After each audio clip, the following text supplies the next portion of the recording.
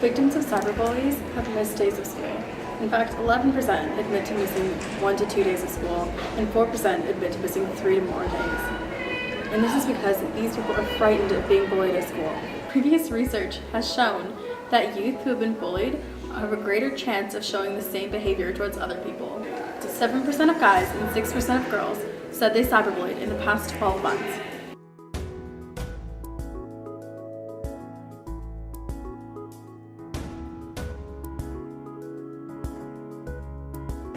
Nowadays, youth use their phones for a variety of different activities.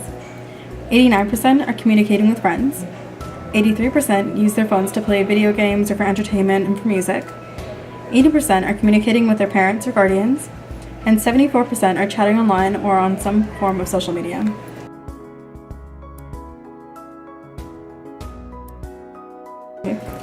Victims of cyberbullying were twice as likely to rate their mental health as poor or fair, but were also 4 times as likely to report extreme despair within the last month, compared to the youth who had not been cyberbullied. 21% of gay and lesbian youth said they've met someone who made them feel unsafe online, and 32% of bisexual youth said the same thing. Now this is compared to the 12% of straight youth who all reported the same issue. Now this shows that if youth who are part of the LGBTQ+ community are more than twice as likely to receive unsafe messages online.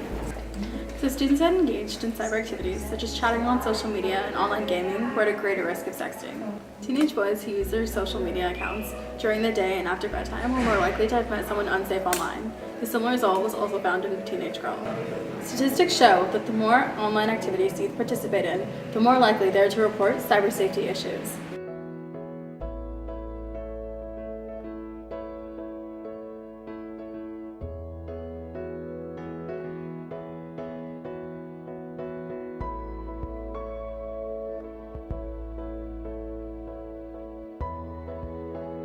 Now that I've outlined the risks that are associated with online issues, talked about who might be vulnerable and experience these challenges, it is also very important to talk about the roles and positive relationships on other support systems that can help reduce the risks of online victimization or engaging with technology in ways that could put you at risk.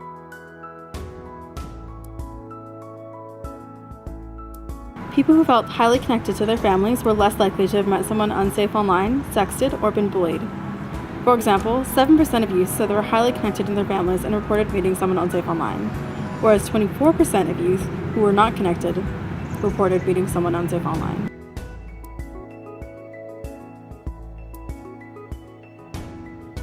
Teenagers who had felt connected to their school and felt safe were less likely to be involved in risky and unsafe online behaviors. Students were half as likely to have met someone online that made them feel unsafe if they felt that their teachers cared about them.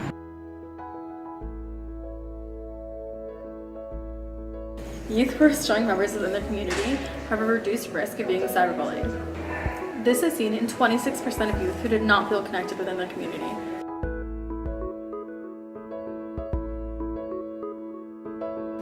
Males and females with 3 close friends that live nearby were less likely to encounter someone unsafe online and victims of cyberbullying.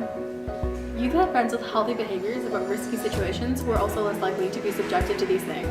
Friends are a huge source of support. Among young people who had been cyberbullied, they were less likely to miss school or extracurricular activities just because they were concerned about being bullied. Youth who had found the support of friends to be helpful were less likely to have considered suicide within the past year.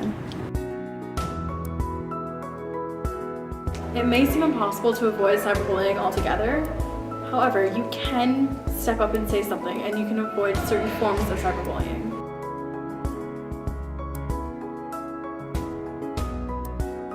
Here are some helpful tips in case you're cyberbullied. 1. Don't retaliate or respond. 2. Block the person who's bullying you. 3. Have compassion and bravery and stand up against the cyberbully. 4.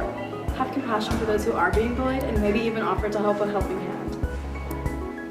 5. Save all the evidence of your victimization. This is important because you can show an adult or even the police if it gets that bad.